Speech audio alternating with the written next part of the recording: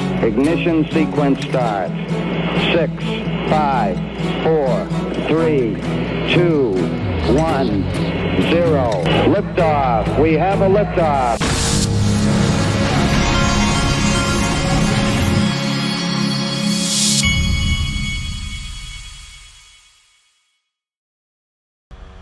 Hey everybody, this is the Digital Asset Investor, and I wanted to let everybody know, link to today is celebrating the 1 year anniversary of Ripple drop kicking the SEC and winning the case by, they're giving, I think it's $1,000 of XRP for every $10,000 of Ripple that I think you can sell.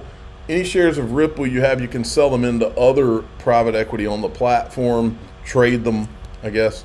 And when you do that, for every $10,000 of Ripple that you trade, you can get $1,000 worth of XRP. That's my understanding.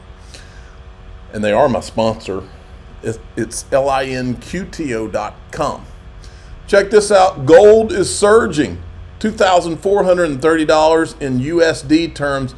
It is closing in on record highs. Good day to remind you of this tweet. This is from Rachel Lee, one of the people who had disappeared off of social media, was there for years. When Judge tore his hands down, his decision expect to take off. It's all been staring us in the face for years. The XRP you hold is gold. It will become the supranational currency, which will, and for those of you that think, oh, that's crazy talk, blah, blah, blah, blah. The chairman of Ripple has said that's how he sees XRP, so I don't want to hear it. The XRP you hold is gold. It will become the supranational currency, which will be used by every bank, company, nation, etc. that needs to move money across borders, plus other uses. No longer a single nation will control world's reserve currency. The situation remains imminent. Then we have Bitcoin is back above 63,000. I have a question after the Donald Trump failed assassination attempt. Did we just witness the black swan everyone's been talking about? Or maybe a failed black swan? Janet Yellen, let me mark that because I think that's a good comment right there. Failed black swan, that looks like a thumbnail. Then we have Janet Yellen quietly admits serious U.S. dollar collapse fears as Trump primes Bitcoin for a $4 trillion price surge. The pump. You know what I think they're doing, folks? I think that the CEO of BlackRock, Larry Fink, and all of these people, I think that part of what Bitcoin was always about is, and this is the way I say it, to guide everyone into the crypto bomb shelter prior to the collapse of the U.S. financial system. Listen, today they had him on today talking about Bitcoin on CNBC. Now, I know you have been a leader in willing to embrace crypto. You have made it so that people can be in Bitcoin. We hear that you are thinking about Ethereum. These are incredible things. Now, BlackRock is not known as a gunslinger by any means. So you obviously must believe that this maybe is an alternative. Is this an alternative in order to be able, because of a deficit, maybe something long-term people should have? Absolutely. As you know, I was a skeptic. Yes. I was a proud skeptic. And I studied it, learned about it, and I came away saying, okay, my opinion 5 years. As he talks, understand, folks, he hired as his head of digital assets Robbie Mitchnick, who came from Ripple and did a valuation on XRP. And so this guy knows that XRP is Bitcoin 2.0 and was created to be Bitcoin 2.0. He is well aware, but yet all he'll talk to you about is Bitcoin. Is wrong. Here's my opinion. Say this is what I believe in today. I believe the opportunity today. I believe Bitcoin is legitimate. I'm not trying to say there's not misuses like everything else. Here's what he's not going to tell you is that it's a payment currency. But he's not going to brag. All he's going to talk to you about is digital gold store of value stuff because he knows that it can't do anything else. It is a legitimate financial instrument that allows you to have maybe uncorrelated, non-correlated type of returns. I believe it is an instrument that you invest in when you're more frightened, though. It is an instrument when you believe that countries are debasing their currency, debasing their currency by excess deficits, and some countries are. I believe we have countries where you're frightened of your everyday existence, and if you have an opportunity to invest in something that is outside your country's control, then you can have more financial control. And so I'm a major believer that there is a role for Bitcoin in portfolios. I believe you're going to see that as one of the asset classes that we all look at.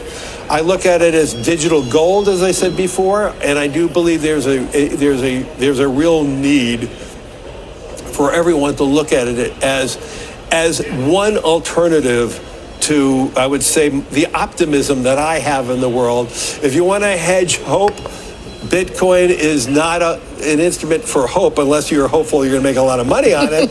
But I look at it as a vehicle in which you're expressing your financial acumen in something that you're more frightened of the world, you're more frightened of your existence.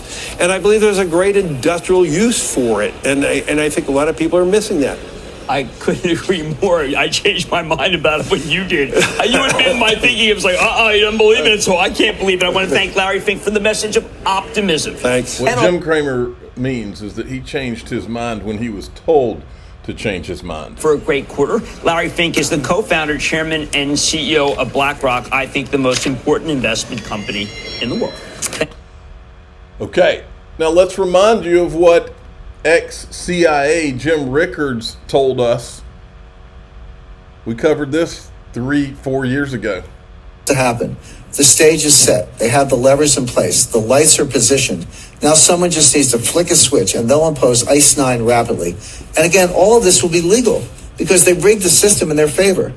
Here in the U.S., for example, Congress pushed through something called the International Emergency Economic Powers Act, or IEPA. This allows the government to freeze accounts, assets, even whole institutions at will. The only condition is that there's some threat to national security with a foreign connection.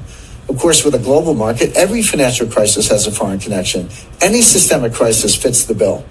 And the thing is, when the next crisis hits, it's going to be so bad, President Trump won't have any choice but to go along with the elite's plan.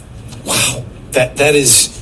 You have to admit, that sounds somewhat hard to believe. Now, how could these operatives actually freeze a whole country's financial system? Well, fortunately, we have some recent real-life examples to study. The elites have been conducting a series of dry runs for years, leading up to ICE 9. Look at Cyprus, for example. A few years ago, the Cypriot economy was in trouble. By the way, Cyprus is one of the biggest crypto surges. When this happened, it's one of the biggest crypto surges I've witnessed since I got into this. Especially the banks. The IMF stepped in and loaned Cyprus $10 billion, but the loan came with strings. Now pay attention because this is precisely what they're going to do. But imagine it on a global scale. So in exchange for the capital injection, the IMF demanded control over the Cypriot banking system. More specifically, the IMF froze the entire system, literally every bank in the country.